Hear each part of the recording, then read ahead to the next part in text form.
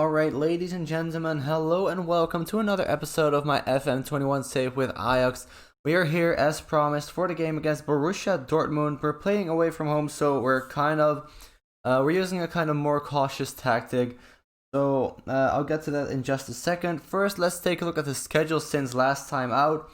Of course, last time was Sporting and Feyenoord. Then we beat AZ 4-0, and Boshi scored his first and his second goal for the club in that game inside 2 minutes, after which we beat Panathinaikos 5-0. They had 0 shots. We had, I believe it was about 35 shots. We had an XG of 3.94, I believe. So I think that game has been one of our best performances, certainly of this season, but maybe of the entire save. After that, we had a complete turnaround. We lost to ADO Den Haag 3-1. We got one consolation goal scored by Yuri Regeer, but other than that, it was a very poor game, and really shouldn't have happened. Luckily, after that, we got back to winning ways. We beat Groningen 2-0, thanks to Asensio and Anthony scoring a penalty. So now you know where we're at. We are in 5th in the league at the moment, but it is still only 5 points below Feyenoord, who just lost their last game to PSV. So it is still very close together. The top 7 even. There's only 6 points between number 1 and number 7. It is still all very, very close, and that has been pretty different the last couple of seasons. So it might be a very interesting season, this one, because if you drop couple of points, there are a lot of teams that can overtake you. So if Feyenoord if they only lose one game, there could be a gap of only 3 points between number 1 and 7, which is absolutely insane. But that is not important right now. What is important right now is the game against Dortmund.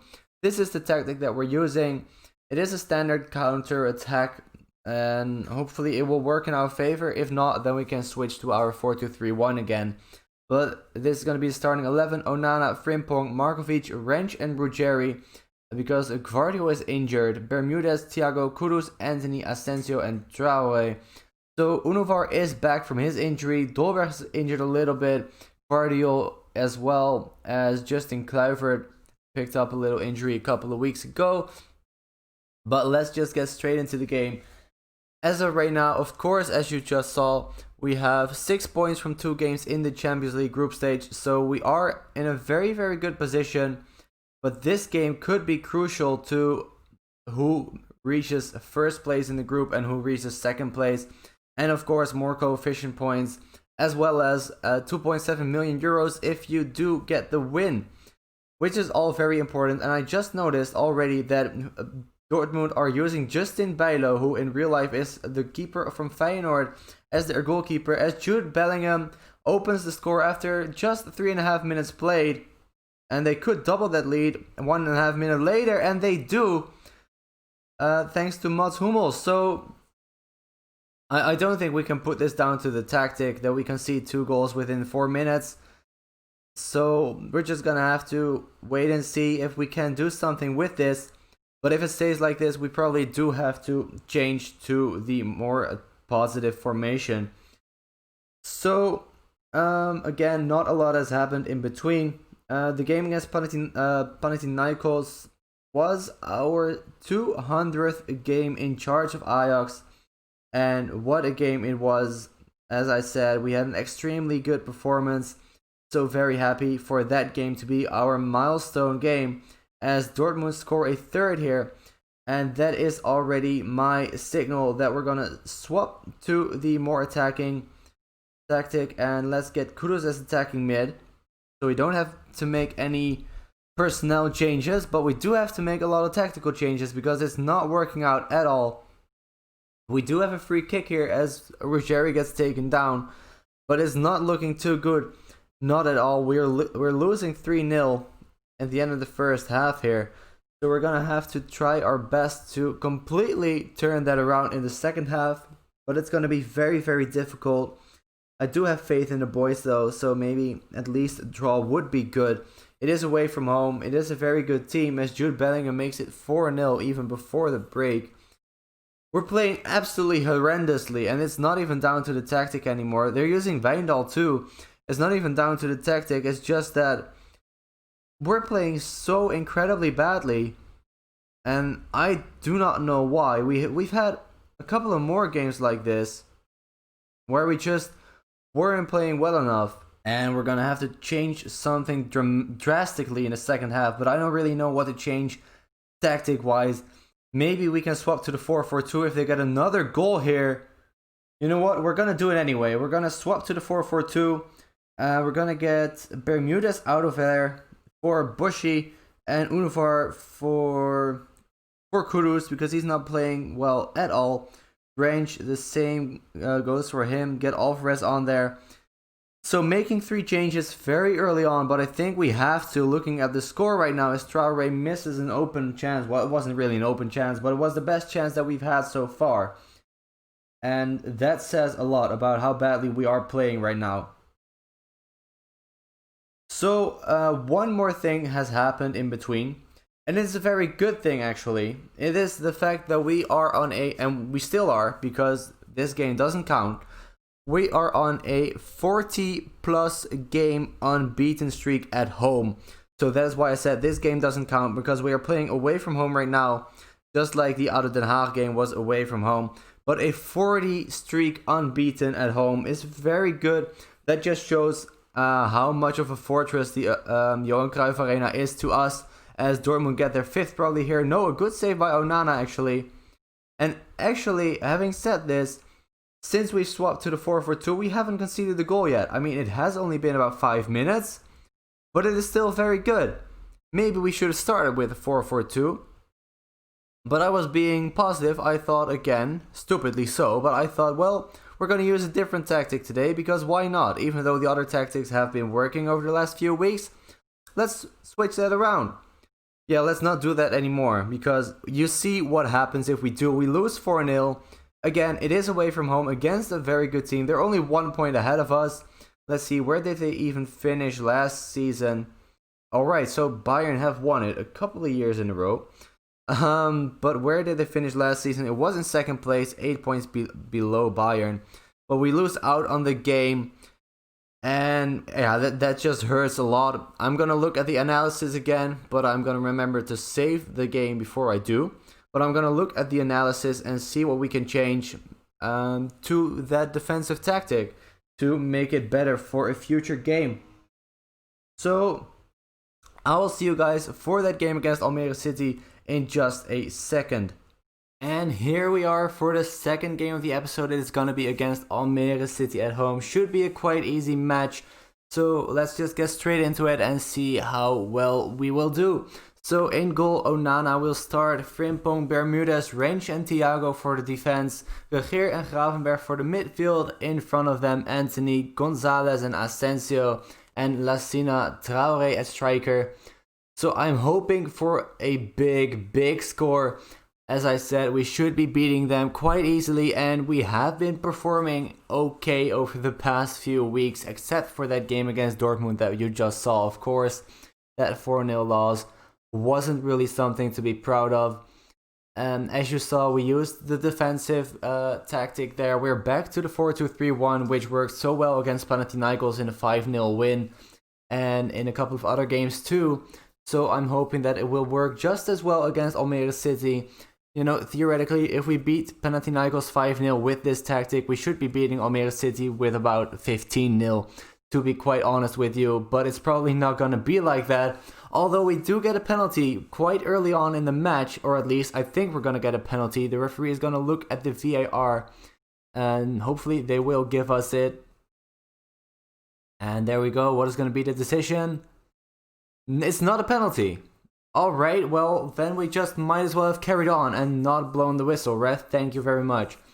So, in the meantime, I don't really have a lot to talk about, other than the fact that we are really underperforming in the league. As you can see on the right-hand side of your screen, we are in 7th, as Gonzalez tries to put away the free kick, but a good save by their goalkeeper. We are in 7th, which is, of course, 6 spots under the place where we need to be, and where we should be, quite honest.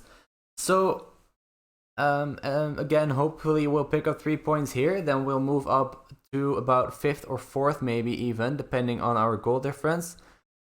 But that still would not be good enough. We need to be back into first place. But we also want to focus on the Champions League this year because we want to get further in that than we have been getting over the last couple of seasons. The 4-0 loss against Dortmund doesn't look too promising for us, but the 6-2 win over I can't even remember what team it was. What was it again? As we do get a penalty now. What was it? Was it Sporting Lisbon? Of course, the 6-2 win, which is now a 3-2 win because the game crashed, and the 5-0 win against Panathinaikos as Traore makes it 1-0 right here. Those two games are pretty promising when it comes to us, at least coming out of this group. But then a 4-0 loss against Dortmund. It was with a changed lineup, a changed tactic, so that might be the reason why we played so poorly in that match. So maybe we'll play very differently in the second time we face them, as Traore makes it 2-0 just before the half-hour mark. So this match is ours. I think we've picked up the 3 points here quite easily. So as you can see on the right hand side of your screen, that does put us into 4th place. We go up 3 places, so that is better, but still, as I said, not good enough. We need to be in 1st, and we're far away from that. 3 places. I don't know on the top of my head how many points it is, but we'll be able to see that right now. It is 5 points below Feyenoord and 2 points below PSV and 1 below AZ. So that doesn't look too bad, but still, as I said, it's just not enough. And we need to be better. We need to play like we are playing right now, and like we did against Sporting and Panathinaikos. So hopefully we'll be able to keep this form going into all the other matches. But that is going to be a very tough ask because, as I've mentioned time and time again, Almere City are a pretty poor team when it comes to the Dutch leagues. In real life, they are in the 2nd division, and actually, I believe it was last season or the one before, in real life that is, they actually made it to the playoffs for the first time ever. They didn't get promoted, but they did make it to their first ever playoffs for the highest league, for the Eredivisie. In game, of course, obviously, they have made it. In real life, they didn't make it, as we are still only leading 2-0. Gonzalez has picked up an injury, so let's get him off of the pitch for Unuvar. And let's get Traore off, even though he's on a hat-trick. Let's get him off for Boshi. Oh, well, there's his hat-trick, so now we can sub him off anyway. And let's get Asensio off for Eriksen, if the game allows us to. Thank you very much. So it is 3-0, Traore with the hat-trick. And I can say that I'm pretty happy with this performance. Maybe not with the scoreline, but look at that. We had 26 shots against their 3. 13 on target against their 0. That's absolutely insane. 14 corners. They have had to make 11 fouls to keep us a little bit, how do you say that? To keep us under the thumb.